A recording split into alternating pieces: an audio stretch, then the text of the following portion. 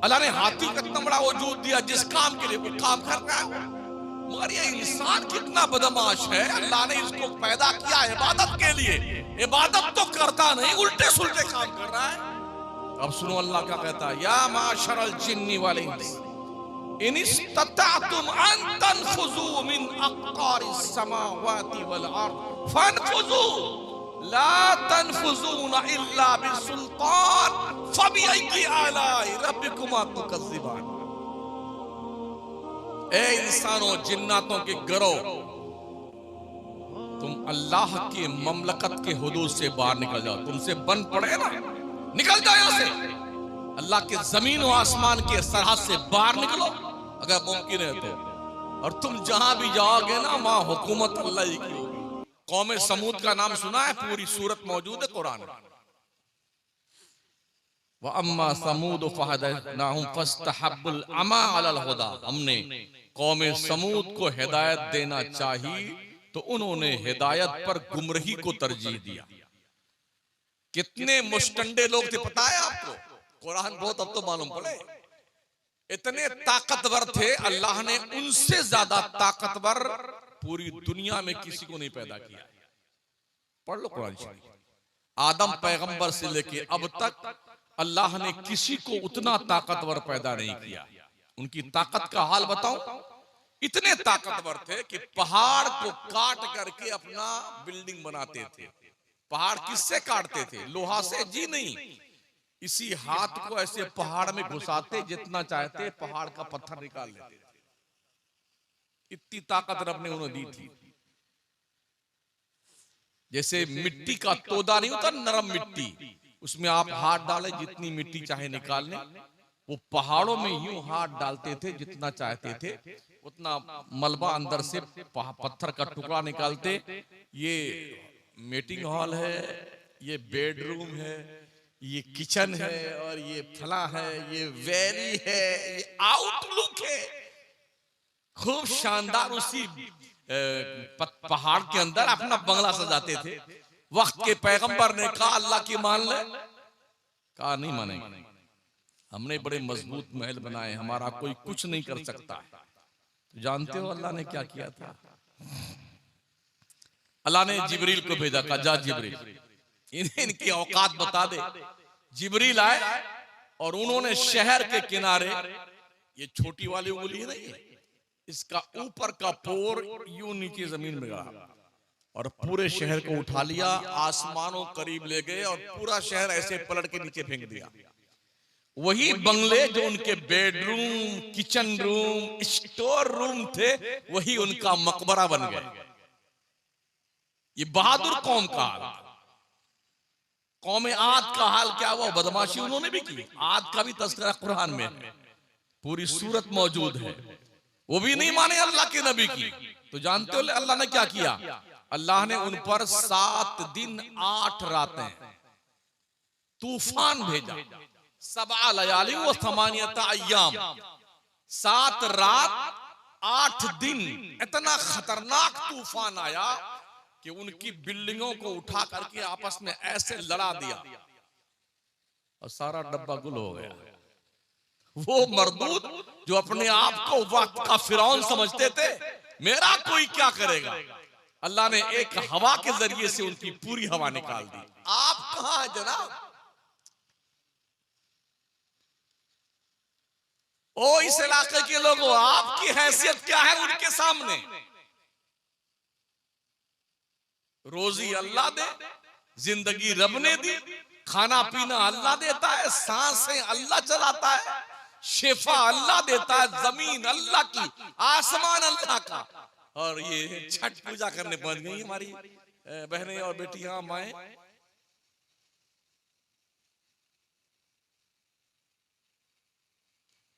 अल्लाह इरशाद फरमाता वलक़द ज़रअना लिजहन्नम कसीरम मिनल जिन्नि वल इंस लहुम क़ुलूबुन ला यफ़क़हूना बिहा वलहुम आयुनुन ला युबसिरूना बिहा वलहुम आज़ानुन ला यस्मऊना बिहा उलाइका कल अनआम बल हुम अदल उलाइका हुमुल गाफिलून। अल्लाह फरमाता हमने बहुत सारे इंसानों और जिन्नातों को जहन्नम के लिए पैदा किया है। ये कौन से लोग हैं? वो जिनके पास दिल तो है मगर समझते नहीं है, आंखें हैं मगर फिर भी सूरदास हैं, कान हैं मगर सुनते नहीं है। अल्लाह फरमाता है ये जानवर की तरह है। उलाइका कल अनाम, जो दिल रखे मगर समझे ना, आंखें तो हो मगर देखे ना, कान तो हो मगर सुने ना। मतलब ये कि देखे मगर अमल ना करे, सुने मगर इधर से सुने और इधर से निकाल दे। जैसे आज हमारे जलसों का हाल नहीं है, इधर से सुनते हैं बेटे, इधर से निकाल देते हैं। वरना जितने जलसे हम सुन्नियों के होते हैं ना, इतने जलसे होने की बुनियाद पर इनकलाब आ जाना चाहिए। एक बंदा बेनमाजी नहीं रहना चाहिए।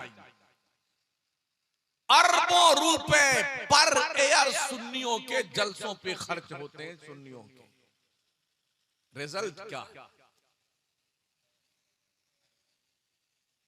रिफंड क्या मिलता है आपको? वाह वाह वाह वाह, जिंदाबाद जिंदाबाद, सब मुर्दाबाद हो। तुम सब भी मुर्दाबाद हो, हम सब भी मुर्दाबाद हैं।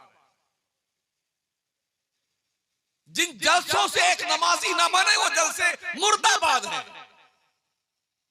जिन जलसों से कौम में इस्लाह की रमक न पैदा हो वो जलसे वाले भी मुर्दाबाद हैं।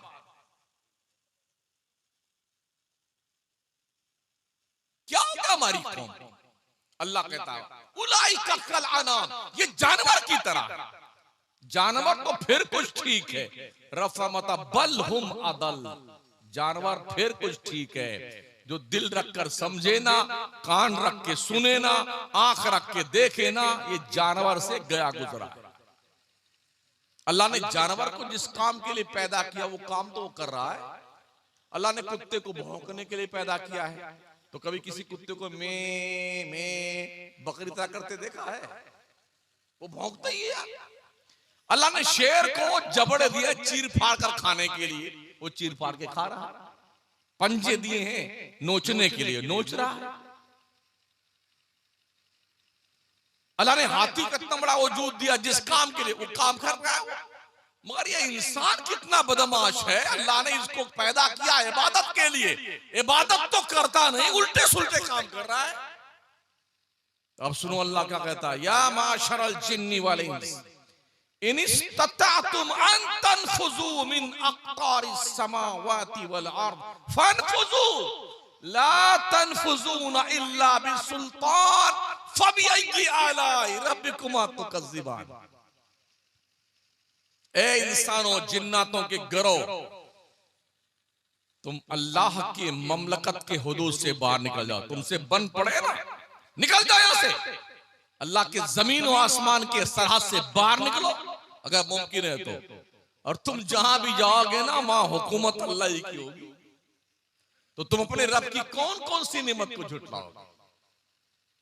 जमीन रब की, आसमान शामियाना रब का, चांद सूरज सितारे सब रब के दिए हुए, उसकी रोशनी से फायदा हम उठाते। पानी अल्लाह पिलाता, खाना अल्लाह खिलाता है। इतना खूबसूरत वजूद अल्लाह ने दिया है और काम अल्लाह के खिलाफ कर रहा बंदा। अल्लाह ने इतना अच्छा पैदा किया हमें और आपको, कुछ लिया उसने हमसे? इस गाल को चमकाने के लिए फेर फेर लिबली, क्या बोलते हैं? हाँ, फेयर एंड लवली। हाँ, क्या क्या लोग पॉलिश करते हैं, वो भी फ्री में नहीं मिलती है।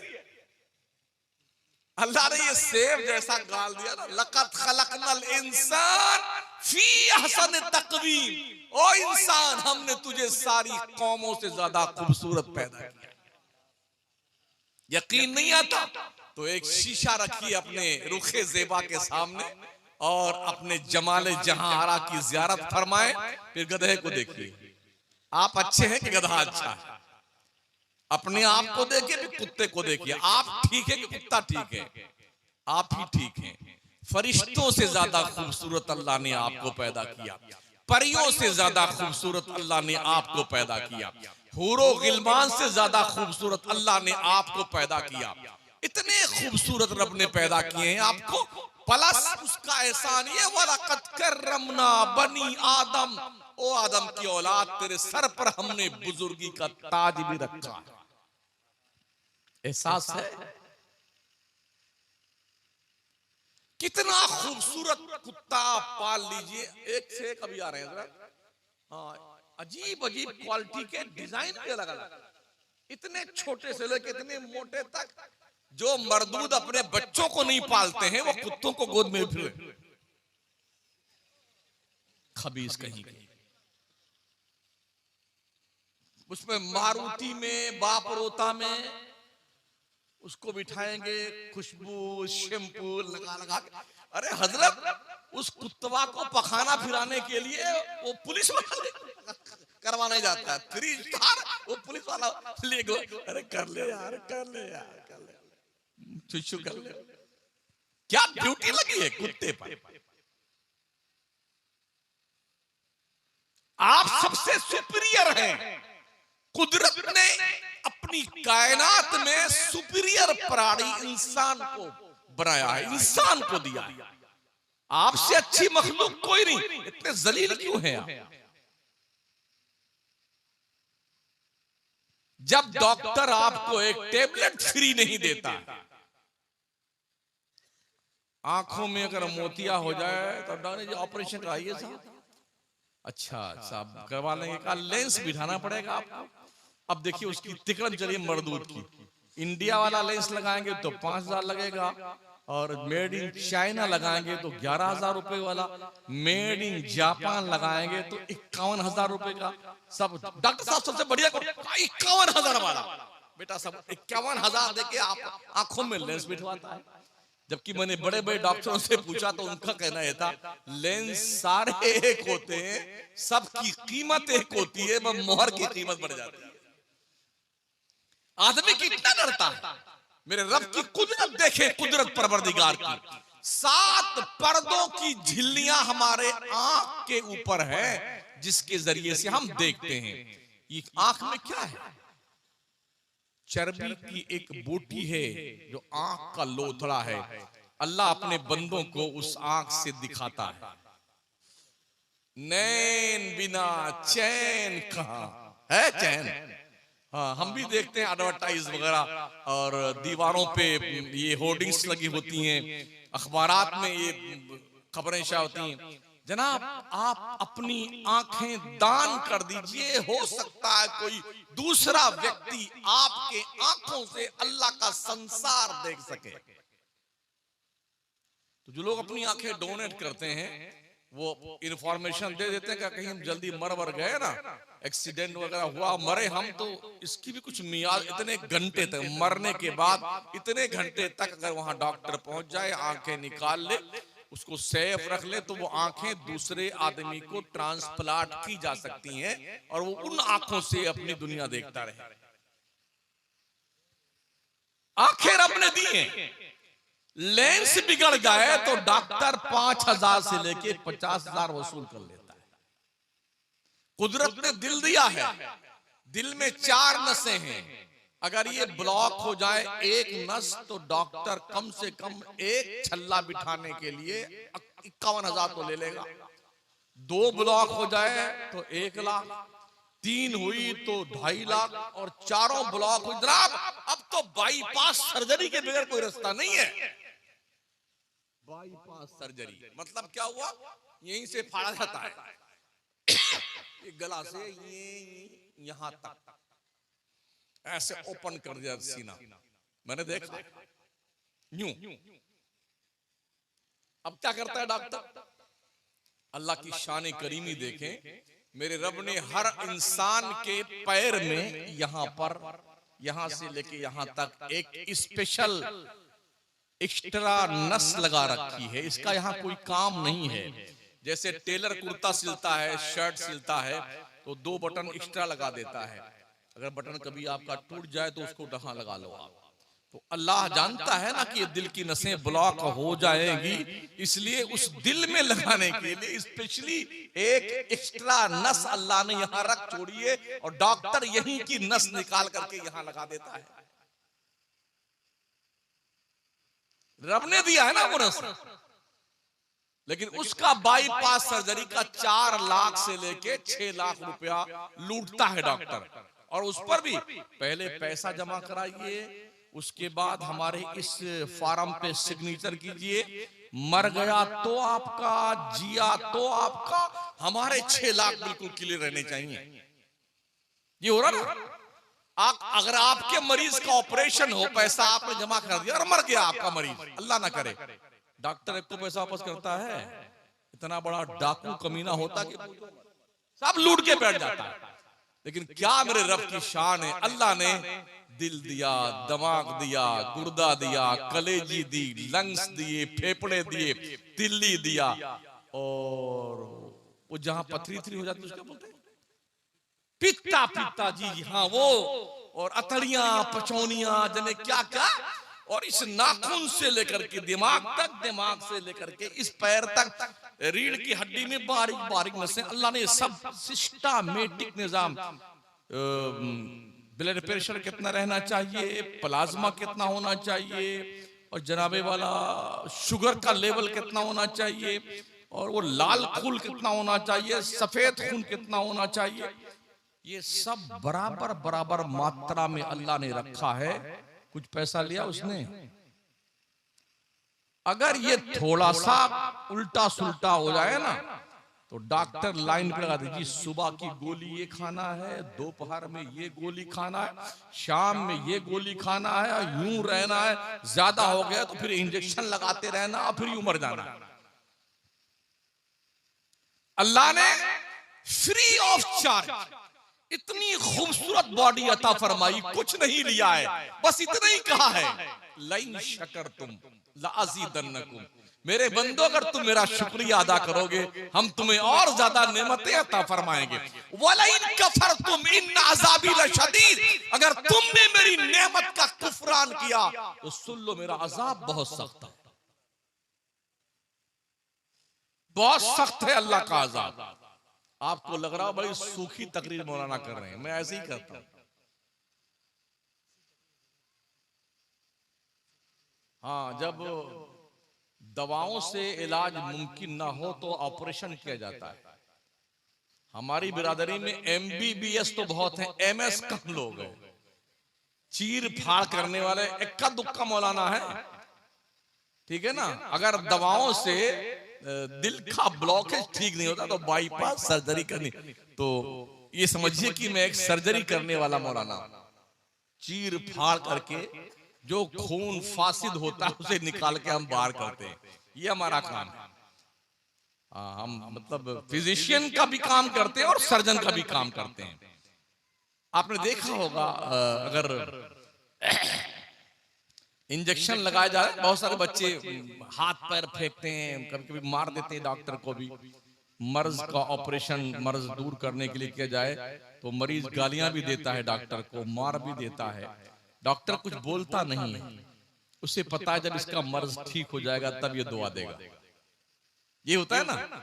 हाँ, और आप देखें जब कोई मरीज डॉक्टर के इलाज करने की बुनियाद पर बज़ाहिर ठीक हो गया ना तो जिंदगी भर वो मरीज उस डॉक्टर साहब good morning sir, good noon sir, बड़ी बड़ी मेहरबानी साहब, बड़ा करम किया डॉक्टर साहब। अबे तू बिछा जा रहा है डॉक्टर के कदमों में, जिस रब ने तुझे इतना खूबसूरत वजूद दिया है उसके सजदे कब करेगा बेगैरा? जिस परवरदिगार ने ये खूबसूरत सेब जैसा गाल दिया है उसकी मदद कब करेगा? इस जबान के गोश्त जैसे लोथड़े में बोलने की ताकत दी उस रब का सजदा कब करेगा? जिस परवरदिगार ने पैरों ने ताकतें दी हैं और चल करके इधर उधर जाता है, उसकी बंदगी के लिए उसके मस्जिद की तरफ कब चल के जाएगा बंदे? कुछ है एहसास, जागरूक है कि नहीं? अल्लाह कुछ नहीं पूछेगा तुमने क्या गुनाह किया। रब फरमाता फयौमइज़िल ला युसअलु अन ज़ंबिही इंसु वला जान, अल्लाह हशर में नहीं पूछेगा तुमने क्या गुनाह किया था दुनिया में, ओ जिन्नातो इंसानों। फबिअय्यि आलाइ रब्बिकुमा तुकज़्ज़िबान, तुम अपने रब की कौन कौन सी नेमत को झुटलाओ। तो जानेगा कैसे अल्लाह? अल्लाह तो आलिमुल गैब व शहादा है। तो अल्लाह फरमाता युरफुल मुजरिमूना बिसीमाहुम फयुखज़ु बिन्नवासी वल अक़दाम, मुजरिम उस दिन अपने चेहरे से पहचाना जाएगा। एक साथ दो तकरीर नहीं होती यार। हाँ, हम आपकी बात में सुन लेंगे, अभी हमारी सुन लो। उस दिन मुजरिम अपने चेहरे से पहचाना जाएगा। यूरफुल मुजरिमून बिसीमाहुम। अल्लाह का शुक्र अदा कीजिए, पहले नबियों की उम्मतों में मामलात ये थे, अगर आदमी कोई जुर्म करता था अंधेरे में तो उसकी पेशानी पे उसका गुनाह लिख जाता था, और जब आबादी में निकलता तो लोग जान जाते इस कमीने ने ये गुनाह किया है रात में। कुछ के दरवाजों के ऊपर लिखा जाता था कि इस शख्स ने ये गुनाह किया है। अल्लाह ने तुम्हारी पर्दा पोशी कर रखी है, खैर से इसलिए बचे हुए हो कि तुम मुस्तफा की उम्मत हो, इसीलिए बचे हुए हो, वरना हम कोई आसमान से टपके हुए लोग नहीं कि स्पेशली कोई हमें अलग से मकाम हासिल है। जो मकाम हासिल है वो गुलामी मुस्तफा की बुनियाद पे हासिल है। तो युरफुल मुजरिमून बिसीम, मुजरिम अपने चेहरों से पहचाने जाएंगे। आप चलते भी, आप भी ट्रेन वगैरह में चलते होंगे, अगर कोई बेटिकट होता है तो टीटी उसी के कंधे पे हाथ रखता है, यानी कि उसके जुर्म का उसका चेहरा गवाही देता कि यही बेटिकट है। 99% केस ऐसे होते हैं कि टीटी बेटिकट वाले को ही पकड़ता है और उसका गुमान गलत नहीं जाता, इसलिए कि मुजरिम के चेहरे से हवाइयां उड़ती रहती हैं, वो चेहरा पहचान लेता है। जब दुनिया का एक टिकट चेकर बगैर टिकट चलने वाले मुजरिम को पहचान लेता है तो क्या अल्लाह नहीं पहचानेगा? अल्लाह फरमाता है यूरफुल मुजरिमून बिसीमाहुम, अल्लाह उस दिन मुजरिमों को उनके चेहरों से पहचानेगा। यही वो मुजरिम लोग। फयुखज़ु बिन्नवासी वल अक़दाम, जब मुजरिम पहचान लिया जाएगा तो उसे जुर्म की सजा मिलती है ना, तो क्या सजा मिलेगी हशर के मैदान में? फयुखज़ु बिन्नवासी वल अक़दाम, ये दोनों पैर मोड़कर पीछे से लाकर पेशानी के बाल के पास जकड़ के बांध दिया जाएगा। जरा यहाँ ऐसे करके बताओ तो लोग कहेंगे दुनिया का 8वां अजूबा है। ये पैर पीछे से मोड़ कर लाके फयुखज़ु बिन्नवासी वल अक़दाम, यहां लाके बांधा जाएगा। फबिअय्यि आलाइ रब्बिकुमा तुकज़्ज़िबान, अपने रब की कौन कौन सी नेमत झुटलाओगे? उसके बाद रब फरमाएगा जहन्नम में डाल करके, हाज़िही जहन्नमुल्लती युकज़्ज़िबु बिहल मुजरिमून, यही वो जहन्नम है मिस्टर जिसका तुम इनकार करते थे। उलमा की बात नहीं मानते थे, खुतबा की बात नहीं मानते थे, अल्लाह रसूल की बात तुमने नहीं मानी ना, यही वो जहन्नम। अब चल भुगतान कर, चल जहन्नम में। जन्नतों की बशारत तो आपने बहुत जितने हमारे मौलाना सुन्नी जन्नती मुसलमान, इनके अब्बा की जन्नत है, इतना कॉन्फिडेंस है, हाँ जन्नत, हम ही जन्नत में जाएंगे, टिकट है आपके पास में जन्नत जाने का? जो यकीन तुम्हें अपने जन्नती होने पे है, क्या ये यकीन सहाबा को नहीं था, जिनके पास कन्फर्म टिकट था जन्नत का, VVIP का? हज़रत अबू बकर सिद्दीक रात रात भर अल्लाह के डर से रोते थे। क्या कहते हैं, काश मेरी माँ मुझे पैदा न करती, मैं अल्लाह को हिसाब कैसे दूं? काश में बकरी का बच्चा होता, लोग काट के मुझे खा जाते, मैं अल्लाह को हिसाब कैसे दूंगा? काश में कोई तिनका होता, हवा उड़ा ले जाती, मैं अल्लाह को हिसाब कैसे दूंगा? ये कौन कह रहा है? जिनकी शान में कुरान की आयतें उतरी। ये वो बोलता है जो नबी के मुसल्ले का पहला वारिस है।